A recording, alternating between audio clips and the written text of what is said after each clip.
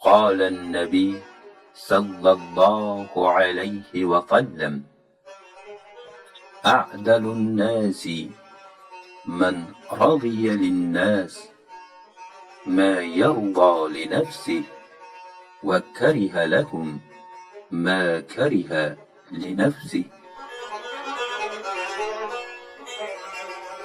پیامبر اعظم صلوات الله علیه و آله می فرمایند: عدالت ترین انسان ها آن کسی است که راضی شود بر مردم آنچه را که راضی می شود بر نفس خویش و کره بدارد بر آنها آنچه را که کره دارد بر نفس خویش.